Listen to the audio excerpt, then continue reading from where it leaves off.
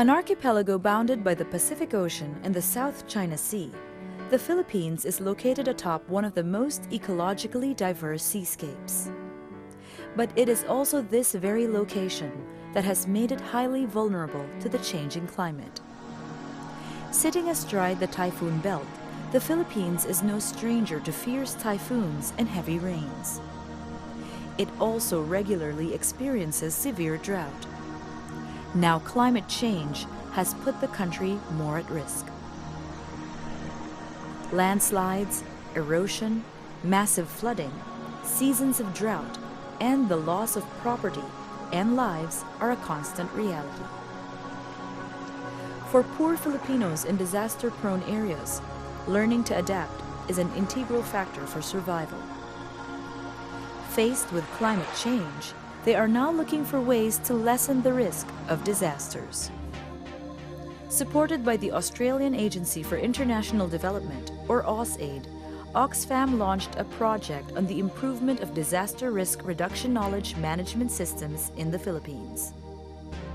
The effort was aimed at developing and adopting a system of gathering information on disaster risk reduction and climate change adaptation, or DRR-CCA, harnessing the understanding and capacity of those in high-risk areas through knowledge management, and recognizing women's vulnerabilities and capacities for increasing disaster resiliency. An integral part of the project, good practices and initiatives on DRR-CCA in the Philippines were documented.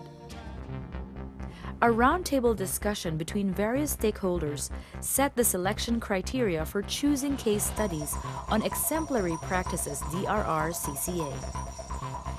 Among the criteria, a good DRR-CCA project must already be integrating the impact of climate change in its disaster risk reduction action, and all information being utilized are scientific, culturally appropriate, and beneficial to all. The project should serve as an effective means to educate and capacitate affected women, men, and children so as to empower them against climate change.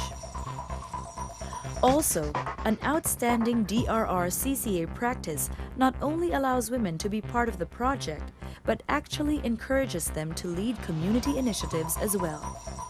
With the selection criteria in place, the call for documenting good practices resounded throughout the country. An important part of the selection process was the formation of a project management board. Composed of Oxfam and other stakeholders, it is the board that evaluated the various case studies submitted. And after a comprehensive review of several good practices nominated from different parts of the country, 4 stood out in particular.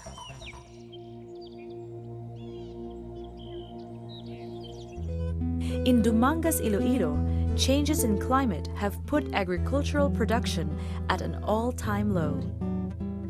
Severe droughts dry up riverbeds and fields in the summer, while massive flooding and heavy rains submerge plains come the wet season.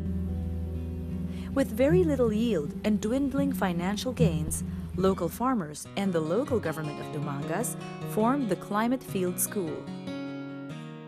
This very unique school teaches farmers to use climate forecasting information in improving their farming practices and adapt new cropping technologies. Instead of being dependent on the weather's whims, farming communities are taught how to be more resilient. As a result, Dumangas is now home to green communities with significantly increased crop production and people eager to share their knowledge. Siyempre, ang production ng palay tumaas na rin dahil sa ang mga farmers ay sinusunod nila yung cropping method, ang day activities nila na natutunan sa CEPES.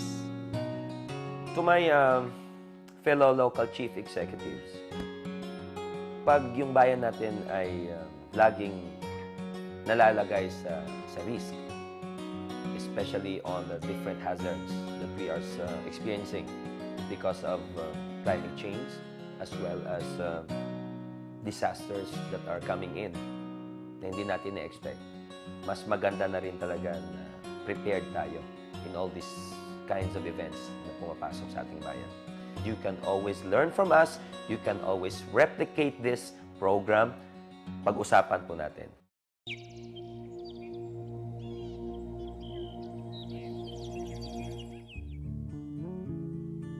Bulacan is a low-lying province historically prone to severe flooding. As such, education on disaster preparedness has always been a priority. The School Hydrological Information Network, or Project SHINE, was conceived by the Bulacan Provincial Disaster Risk Reduction and Management Office, the Pampanga River Flood Forecasting and Warning Center of Pag-asa, and the Department of Education. With the underlying principle that disaster awareness should begin in schools, SHINE seeks to address the adverse effects of climate change in Bulacan's most vulnerable areas. Schools are provided with the technology to monitor weather patterns and climate changes. Students are trained to use the devices and disseminate information about abrupt variations in the weather. Bilang estudyante po, kami po yung kumukuha ng mga information or data through the rain gauge, and kami rin po yung gumagawa ng graph para mapag-compare yung data and information sa bawat buwan. But the learning does not stop in the classroom. Students are also taught to teach as well and provide early warning to communities at risk. Yung po awareness na itutulong po ng SHINE, kasi po di ba halimbawa po napakataas na ng reading namin sa rain gauge. Siyempre pinapaalam din po namin sa community around this school para po maging prepare na sila sa anumang disaster na pwedeng mangyari tulad po ng mga pagbaha, malakas na pag-ulan, para maka-evacuate na po sila sa mga ligtas na lugar. SHINE is now a major component of science development programs and activities in pilot schools in Bulacan. The vision is for SHINE to be a part of every science class in the country.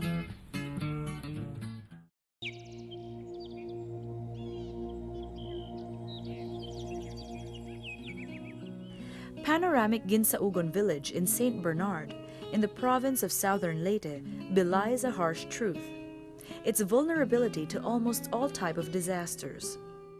Its geography has made it highly at risk to landslides, erosion, flooding, earthquakes, and tsunamis.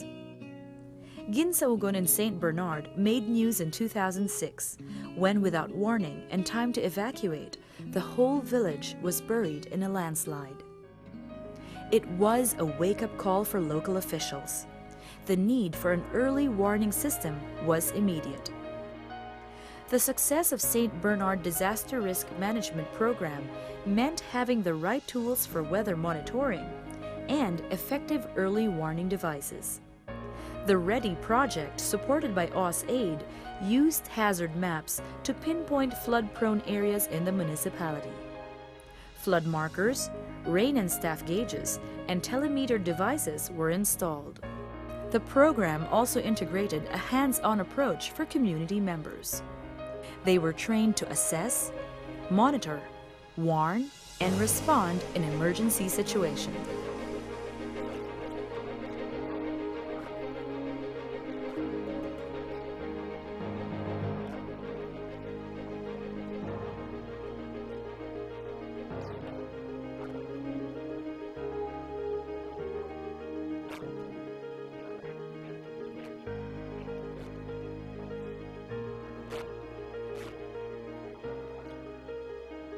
The program is pragmatic about the realities of St. Bernard.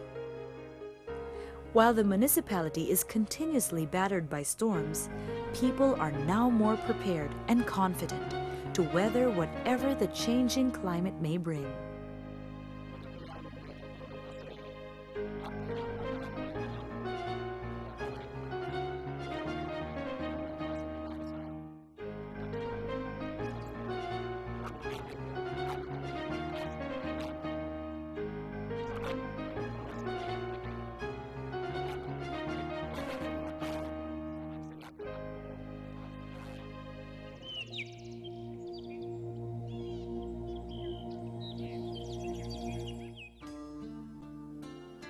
After years of plentiful yield, Empty nets and a dwindling catch was a major problem for families along the coast in Barangay Ambao in Hinundayan in southern Leyte.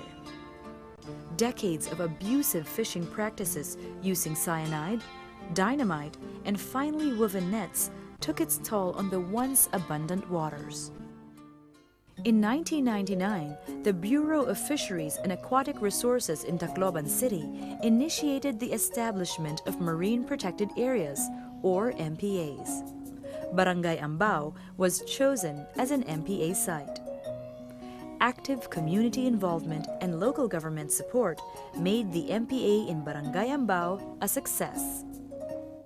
Parang kami ang naging coordinator between the provincial government and the barangay or the community. Kami ang nag-facilitate ng underwater assessment with the Bureau of Fisheries and Agricultural Resources. Kami na ang parang facilitator between the LGU and the community. Kami ang nag-initiate ng trainings, ng capability buildings, information drives. Community members developed their own unique program on managing their MPA. Women were also given an important role in monitoring. In 2009, Barangay Ambao was awarded the top prize in the search for Champion of the Seas. But the real reward lies in the rebirth of hope. Fishermen are now hauling in full nets, and the bountiful harvest is slowly being felt again. Now, caring for the Ambao MPA extends to developing a network of marine protected areas with neighboring communities. Our upscaling strategy is marine protected area networking to do ally with the other MPAs with the neighboring municipalities. So that is also a form of alliance. It could be on ecosystem base or it could be on a cooperation with the other municipalities. The 4 case studies were chosen as models for other communities in similar situations. Oxfam's project also revealed that many others are taking the initiative to institute good practices in their communities. These good practices and initiatives are indeed inspiration for people living in areas vulnerable to disasters and most affected by climate change. They are envisioned to serve as tools for learning, for creating safer communities all over the country. And more importantly, they are to encourage more good practices and initiatives as women and men all over the Philippines rise to the call to face this global challenge, to lessen the risks of disasters, to combat climate change.